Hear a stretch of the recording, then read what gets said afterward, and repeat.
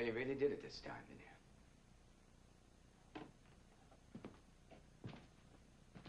What is the matter with you? You didn't come to Peyton Place to hide, did you? I mean, you didn't come to Peyton Place to get to know your big brother better, did you? You had trouble written all over your face that first night. I mean, the way you looked, the sound of your voice. Hey, you really got a nice little pad here, brother. Get yourself a needle for that stereo, you'll have it made, man. I should have kicked you out that first night. Why didn't your conscience bother you? I don't know. Joey, I don't know. You always had something about you, some way about you. You smiled. I don't know why I came here, you said, you remember? I guess I just missed you, big brother. Huh? Then you put your hand out to me. You put your hand out to me. I should have known you had a knife in it. You knew why you came to Peyton Place. You knew exactly why you came here.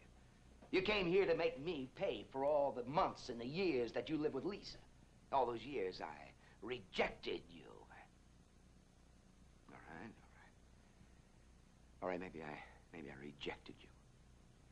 But that's because I had a choice to make, a choice between my work and you had Lisa. Lisa, who gave you everything in the world. Maybe that's what it is that went wrong. Because you looked at this big, beautiful world and you said it all belongs to Joey. Yeah. You were never conditioned for rejection. No, when something went wrong, you ran. Maybe that's what you should have done tonight. Instead, you picked on Rita.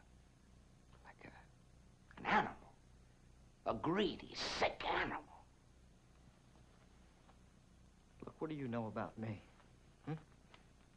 I mean, Rita and Norman, they know me better than my own brother. You heard what she said. You wouldn't listen. Well, you didn't want to listen, and like the old man said, I'm a bad kid. I've always been a bad kid. Because I'm Joey. And because you've always hated Joey. Haven't you, big brother?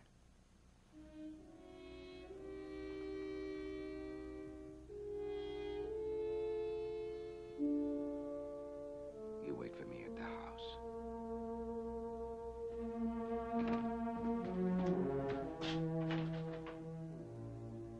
At the house.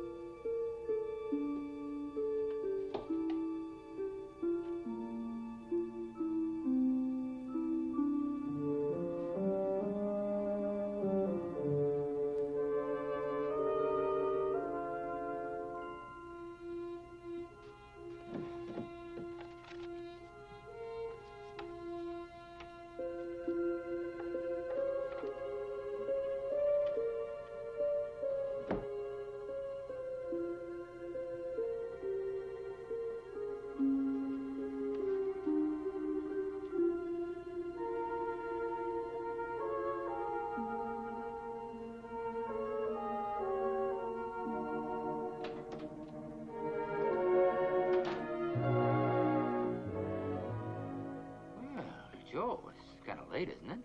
I got to talk to you about the baby, Kelly. Oh, why don't you come to the office tomorrow morning, say about 10 o'clock, huh? Elliot? All right, come on, Joe. I'm sorry to bother you, Mrs. Carson. What's the problem? You seem, I don't know, upset. Just a fight, one of those brawls on the wharf. What about the baby? Kelly isn't Allison's baby. Kelly is Jill's baby. How do you know so much about it? I'm the father. All right, let's go. No. Listen to me. Let him talk. Lady, I just did. Now, you listen to me, Joe. My wife and I have been through the ringer over this baby.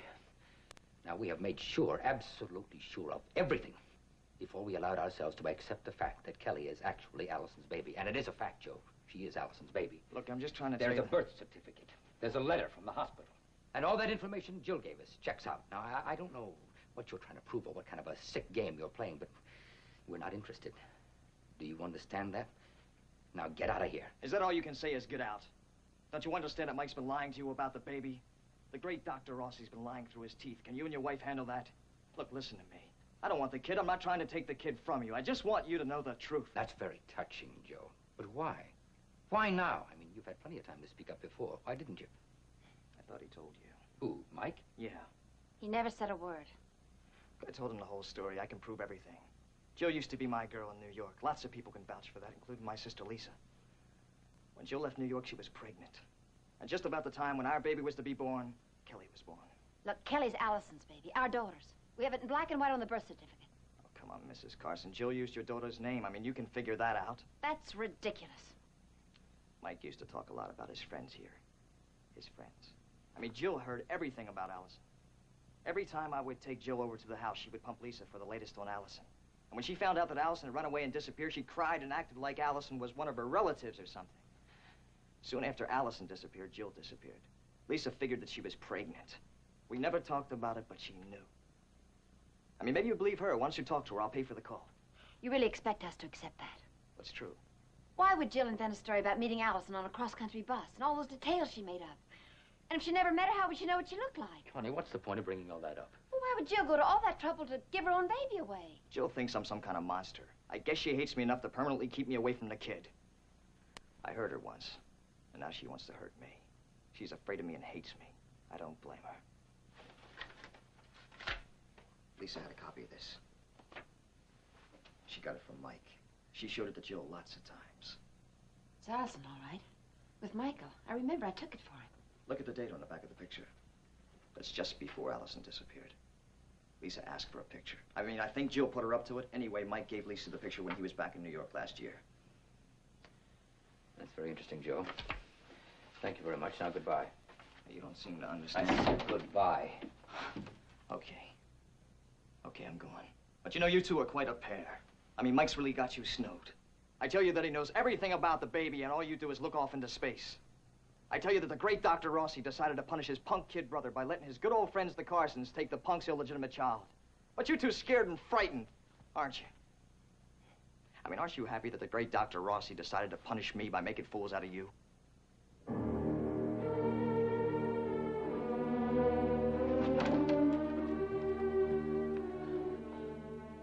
Well, he certainly must hate Mike to make up a story like that. Mustn't he?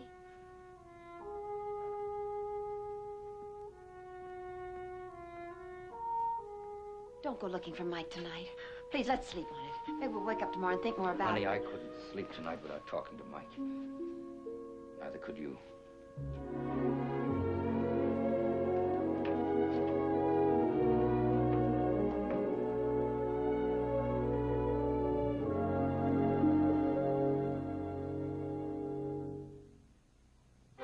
Preview from the continuing story of Peyton Place. You know, we really have a great deal in common, Stephen.